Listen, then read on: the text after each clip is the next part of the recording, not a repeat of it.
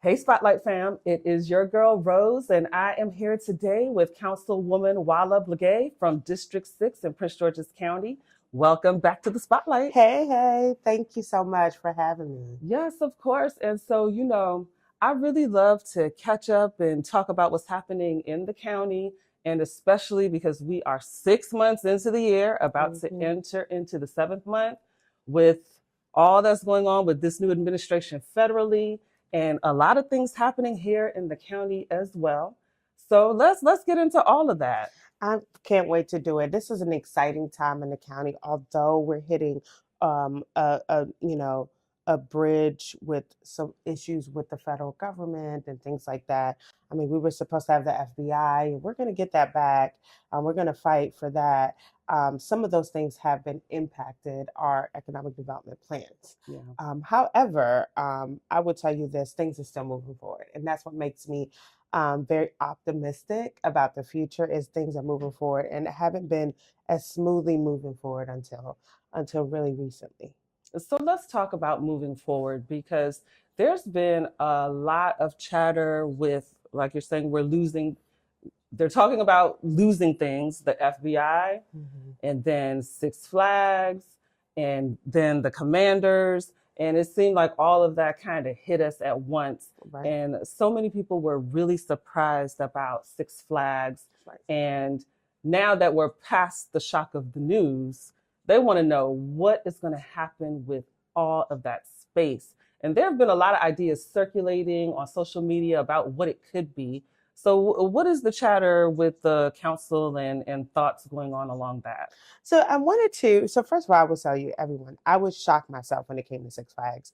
We had no advance notice, and Six Flags was one of those community partners that worked with people. So we met with Six Flags monthly. I mean, not monthly, but like quarterly, Mm-hmm. for them to give updates of like what's going on and what things that concerns that they have. So when they decided to require that guardians in with kids under a certain age, um, we received that notice before time.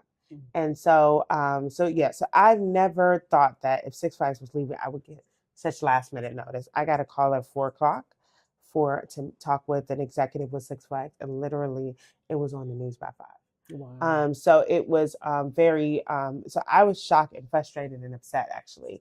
But what I realized is that this is just a new turning page in the county. And I would say look at that from all of the things that are happening. Sometimes bad news can create good news for the future. The loss of the commanders, the closure of Six Flags, the loss of the FBI for now. And I'll say for now because we're going to continue to fight. Yeah. But what I will say is that all of those things at once does create a moment of like frustration. But then this is a turning page in the county, and we could turn a page to the future of what will happen. And that we've seen that in other jurisdictions. We now have that moment, so we can build it. So number one with Six Flags, the is 500 acres of land. About 400 of the acres is developable. And when people say, "Oh, the council needs to determine," or that, you realize that is a private facility. So basically, the county has only certain control. Now, the reason why we have some leverage, and I would say not even control, leverage, Mm-hmm. to get what we want is because the council controls the zoning. That's what we do in economic development. We control the zoning. We can zone an area. We work with our parking planning that comes up with a plan of what the area should look like. What do people want? So when you get those meetings about parking plan, blue line corridor plan, show up, because what they're really coming up with is the concept of what you want to see. And with that concept, after that, then they will go out into the atmosphere, put it together, meet with a bunch of experts, and come up with a plan. And that's what the council can do. We can put that in the atmosphere, and what we want is for the private community, the developers, the business owners, everyone to look at that and see how they can fit in. Yeah. But Six Flags does have the right to do what they want on their property. But the reason why I have a little more control than other areas is because the zoning is very limited. The zoning is an AR zone. It's an agricultural zone. And what they did, since Six Flags has been there, and I would say not Six Flags itself, but a park amusement entertainment has been there for almost 5 decades. Yeah. So what they've done is that they haven't done anything with the underlying zoning, but they put a special exception on the entire property without any expiration. So this special exception is park amusement entertainment. So it means that that's what's there, and anything related to that can go there by right. Okay. So they don't have to come to the council for that, but anything else has to come to the council. So I know some people are saying, oh, well, what about, town hall? I don't want to have townhomes and apartments there. Well, they can't do that there because it's zoned for agriculture if you're not doing park amusement entertainment. So that means that anybody who wants to do something different, no matter what, has to come to the office to say, what can we do because you control the zoning. Well, thank you. Yeah. Thank you for clearing that up, because that has been a lot of the sentiment, and I know you've been very vocal about speaking about how development works in the county. At multiple town halls that I've been to, you've talked about all that zoning and how if things meet if it meets the zone, then most likely it'll pass. Or there was an exception that you had mentioned in the past at one of the town halls where someone can do something on the floor. I don't remember. Yeah, so that was one that would happen before me, where they were doing, where they could change the zoning at the council. So the council could change the zoning. There are two processes to change the zoning. One is just the normal process, which is you do a rezoning application. The rezoning application comes. So that's what's going to happen with Six Flags if anybody changes whatever the agricultural underlying zone is. They're going to put an application in and say, we want to do this and that. Then the parking plan is going to send a notice out. You're going to send that hearing notice where you can come in and openly discuss what you want to see there. And then there's going to be a final decision on it, and then it goes to the council for final approval. So that's the prize we want people to take, because that way you have to go to the community, the signs have to come up, people have to be on notice something's going to happen. But the other part is called a text amendment. And a text amendment is where a bill comes to change the zoning in the area. What the problem with that is most people don't know that council members, what time council members meet and all those things. So a text amendment does not require any notice to the community, no mailers, no hearing notices, nothing. You can just go to the council member can say, propose a change, and it can change. We do not want to do many of those in our office because the actual text amendment itself was made for mistakes. So that was what the original goal was. Like, if there was basically a slither that is in the middle of an industrial zone and it says residential, and it's clear that it's industrial everywhere, then that would mean that because it's human mistakes, that somebody a parking plan messed up and then they didn't catch that area. So now you got a house in the middle of industrial zone. So that makes sense. So a text amendment is to fix that, quick fix. But it's being used to bring new development, things like that, quick things. The problem with that, because the text amendment is quick. That's why developers like it. Gotcha. You go to the council, within a couple weeks or 2 months, 3 months, it's changed. But when you have to rezone, you have to send the application in, wait for the hearing, have the hearing, the board that's about 2-3 years, right? 2 years, or it could be less than a year, but the point is it takes more time. Yeah. So developers have come and said, oh, we want to do text amendment. But the problem with text amendment is when you don't have the community support, you're going to get what some of the issues we saw with Westphalia, with the change of zoning from commercial to industrial in the middle of a housing community. With the Cameron Grove, they were going to add residential and add apartments across the street. You're going to get people worked out. Well, speaking of Westphalia, let's talk about that, because I know you had a recent update on that. And so for the folks that were not able to attend that and haven't heard what the update is, let us know what's going on with Westphalia. The retail is coming. That's the biggest news. Walton has come in and they've said we're going to turn a new chapter and we're going to be better partners. They've come in, they're going to open the retail. Right now, when we were at ICSC, we were meeting they've decided that they wanted to work with a group that's going to just do the retail. So instead of them doing it themselves, which is better, you to have someone that has the contacts already. At least 4 of the people that they're working with have already done projects in the county. So we know what they've done. One has projects in 32 states. So they have but you want someone that has a Rolodex that can say, I know the person for Whole Foods. I know the person for Trader Joe's. I know that you want someone that has that knowledge. And so they got those people and they were looking between those. So by the 30th, we're going to have a meeting. They're going to pick that person. Now, I will say that there was a lot of interest by a lot of the grocers. And we are trying to pick the top grocer. I believe we are being able to actually promote those to those grocers. Those grocers do seem interested. So it's about picking the best partner that has those contacts, because everyone has the contacts and they've been talking to Walton, but to go through a retail group that would just focus on the retail would have them, that's their focus, that's to fill that out, to get all of the quality retail. That's what they're doing. So we will have that by the end of the summer. That group will be picked, and we're looking at having the retail up by 2027. Oh, that is amazing. So it's exciting. We have heard the concerns that people have brought to us about wanting quality retail. We do say that this anchor store is going to be the grocery store. The grocery store determines everything. Yeah. So for us, we have to pick a big grocer, and then the rest of the retail will fall in place. So that's what we're looking at now. And we have talked to some of the brokers there, but we do recognize that the retail developers have better relationships with them than we do, because we don't know them. We're just like getting to know them. Right. So the retail developer. So what we're doing is interviewing to make sure the retail developer is a perfect fit. And then once we get that, which will be done in a month or so. That is awesome news. And especially to hear that some of the top grocers are interested, and it's not that we have to battle for their attention. They're already interested. So that's great to hear. The average income in Westphalia is $175,000. So that is why we got to do it there, because you have something so unique, and you have a grocer that's off the major thorough of going down towards Route 4.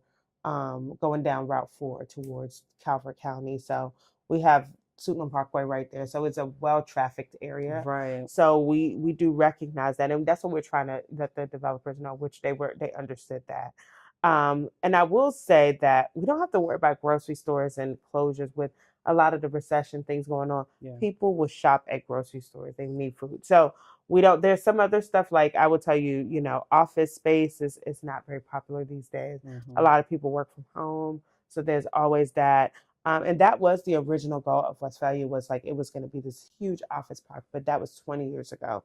They had a approved plan of 2007. So if the plan was 2007, it started in the early 2000s. So we're talking 20 years and different. So one of the things we're letting people know, we're going to do a minor amendment to open up the plan to make some changes, to update it. Update even the park. We're starting with the park. The park is already, phase 1 is done. They're working on phase 1B. But we have some room where we can make some changes there to activate it to be more of what people would want to take advantage of. Yeah. And I know a lot of what people talk about is a hub, like where people can gather, and that's what I see in other areas. Mm-hmm. I just recently went down to that area where Walter Reed Hospital used to be, mm-hmm. Right at the line where mm-hmm. DC and Maryland meet. Yes. Mm-hmm. And it is so beautiful. There was a festival there, mm-hmm. but even outside of the festival, there are areas for people to come and gather and bring their family mm-hmm. and things like that. And so I know that in the master plan for a lot of the development that is coming in general in Prince George's County, like cultural hubs and gathering mm-hmm. spaces are a part of that.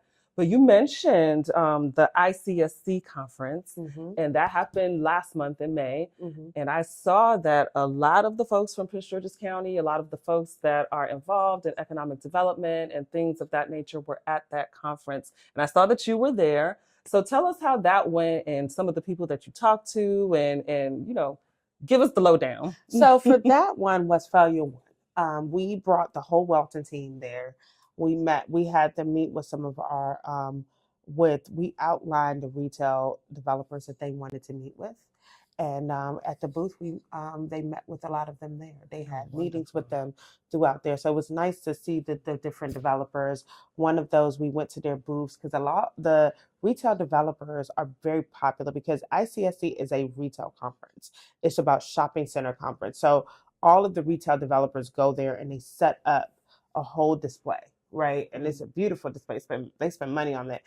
So what we did was that we went to different retail developers that were that we knew that would be interested in developing in Westphalia, and we sat and had meetings with them along with Walton.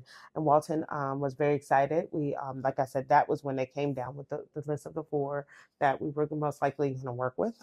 I like the list, and so that was good. But the good thing, and I want to actually talk about Six Flags because while we were there, a lot of people actually started reaching out about Six Flags and dropping off their card at our booth, things like that. So we started to meet with them to discuss what we wanted to do there. When we met with the governor and ICSC, along with some other stakeholders, and the governor was very clear that whatever we needed for development, he was open to do. That's really good to He said hear. Prince George's County was a priority. So that's great for us because we wanted our developers to know, we brought Walton to hear that and some others to hear that so that they could know that we have support. And we're going to need the governor's support for Six Flags because what we have is actually some exciting ideas. And so with Six Flags, and I would say ICSC was probably the beginning, but a lot of the people are here. We've had at least, so the way we met with Six Flags last week, and the way they're doing it is a private sale, but they're going to do a call for those that are interested in August. And so they want people to put their proposals for what we've told them, and we've been meeting with people that are interested, is that we are looking for a park amusement entertainment similar to Six Flags. We've had some people who've reached out, so we got some great ideas. Some of our ideas include film studios with amphitheaters with like full out concert venues, sports venues, indoor skiing, um, all of the hotel conference event center, a whole world in its own. So think of a national harbor without the water, but focusing on entertainment. That is what we've been getting. Now we have people that have come and said, okay, what if we do houses? What if we do data centers? We're saying no. We want the goal of this to be park amusement entertainment because that was what was there before. And we're not interested in any residential. The only residential we would even entertain was something that would support the park amusement entertainment. So, there was discussion about for film, they need places for people to stay long term more than just a hotel. So we could talk about that, but it has to be support whatever the park amusement entertainment is. We've met with around a dozen interested parties. We've told them this is what we want. Why are they coming to the council? Zoning. They want to make sure that they have the okay of the government, all this, because it's 500 acres of land and it is expensive. Six Flags wants the money. That's what they said. Now, the question about why Six Flags is leaving, they have never been open about it. They said that they had a assessment that was brought forth by a company. Their new owners came in, did an assessment of all parks, and decided to close this and another park. So it is disappointing. But like I said, we can't go back and forth. This was a corporate decision that was made and it is done. Like they're not going back. They're not interested in renegotiating, reconsidering. So we did meet with their broker. Their broker is reaching out to other park operators to see if they would take over. And we want to make sure that we're monitoring that. While that's happening, we have people who are interested in buying the land to make sure that the council is on board, the county executive is on board. So they're asking, what do we want? And we've let them know, and they've come back with ideas that range from conference, hotel, almost like resort center, to film studio, performances, all that. And we even had a celebrity come in, so it was really fun to see their vision. Some of the people are looking at the success of Tyler Perry and wanted to replicate it. So they have come to say, would you be interested in this? And then we've heard the sports stuff too. There is big sports for those that are, tournaments, things like that. But what we said is that we want something that, first of all, is 24 is throughout 12 years a year, 12 months a year. Yeah. So we're not just focused on one thing about Six Flags. It was open in May, closed by, October. So what we want something is that could be year round. Year round. We also want something that doesn't just engage the kids, but engages adults. So that type, because you have 500 acres. The actual Six Flags only covers 130 of that of the acres. So they have a lot of undeveloped land that they could develop, but they haven't. So we want to activate that whole area. We're thinking of a world of its own. And we told people that be creative. And what I will say is that they've come back with some great ideas. So we are introducing them to Six Flags as the ideas come. But we're letting people know we do not want to see, we're not interested in any housing developments, townhomes, apartments. That's small thinking. And I've told the developers, if you come to me with that, you don't believe in the county. Yeah. This is 500 acres. You can create your own world. National Harbor is only 250 acres. So we can create something that is destination. And the ideas that we're getting is such. That's wonderful. And so at what point then does the community get involved with, you're talking about ideas are being shared, and at what point does the community get involved and be able to voice their opinions about what they want to see? So we want to see how the process goes for the sale, because the issue is that we have all these people now, but if we go and start meeting with people to get ideas, what if it's sold to someone else, you know? So what we're trying to do is see the process. Once that August process goes, they're going to narrow it down to a couple of people that have the money that, because there's going to be due diligence check to make sure that those people can purchase or can do the whole thing, because they're selling it as one whole, not pieces. So once they get that, then we're going to set up some meetings so that they can hear from the people, because we know that that's the person. But right now it's ideas being shared. We don't even know if people are being able to do the due diligence to buy. So what we're trying to do is not waste. We don't want the community come in, meet with people, and then they don't get it. And then we're dealing with people who don't even have the ability to purchase. So what we're doing is we're meeting with people, we're sending them to the broker. The broker is going to do due diligence checks, and they're going to do that through September. By September, it should be down to the top people. Okay, that makes sense. And that also helps with not creating frustration, right? Yeah. So when people are meeting, they're meeting with the people that are going to own it. Yeah. Not or expressing ideas to people on it. We are accepting ideas now that we are going to share with those that are coming to us. But again, someone can meet with us every day and then later on decide, okay, because when the money comes, that's when the real talk is come. Yes. And I don't have the ability to do diligence checks, but we do have people reaching out to us. Anybody that says they have the money, they're putting it together, people to buy Six Flags, we're meeting with them. Okay. And anything, but we don't know what the outcome will do. So we want to make sure by the time we meet with the residents, we have an idea of who the owners will be. Yeah. So that we have an idea of what they're going to, but then they can get feedback. But we've already heard people. They want park management, entertainment. You want to continue to build the commercial tax base in the county. You don't want residential. We heard you. Yeah. Well, thank you for that and for that update. Anything else you want to update us on? Well, we just wanted people to understand the county is we're the planners. We're the ones that give the ideas, but we are working. A lot of times we have to fight back and forth with the private sector, because those are the people that own the land. Right. Those are the people that have the money to build. So people even talk about what's going on with the Landover Mall site. The Landover Mall site is owned by a family, the Lerner family. They are going to determine what they want. People have reached out to them, said we should do this, we should do that. They have full control as to what they want to do. And so that's what we realized with economic development. You can work with people. You can try to, see what you can do to work with them. But if it's privately owned, they make the final decision. Yeah. And only thing is that we want to make sure if it doesn't fit, if it's to the point that it just violates quality of life, we can try to intercede in ways through stopping things, through, denials of application, things like that. But if they have the zoning, they can do it. It's by right. And the zoning is very key. Once a person has the zoning, at this point, it's just about getting permits. Yeah. Well, so folks, I want y'all to be very clear that these are private sales. So as you heard Councilwoman say people can do what they want if it meets the zoning. That's what we said at the top of the conversation. So just so you understand that point. And so thank you for driving that home. And so I know you have some summer programs that are going on. And well, before the summer programs, though, I did want to mention about the town hall that you have coming up on July 16th. Right. So we have a town hall for Largo coming up on July 16th. We do realize there's a lot going on with downtown Largo. We have some development projects that are coming up here. We do want people to know what we have going on here.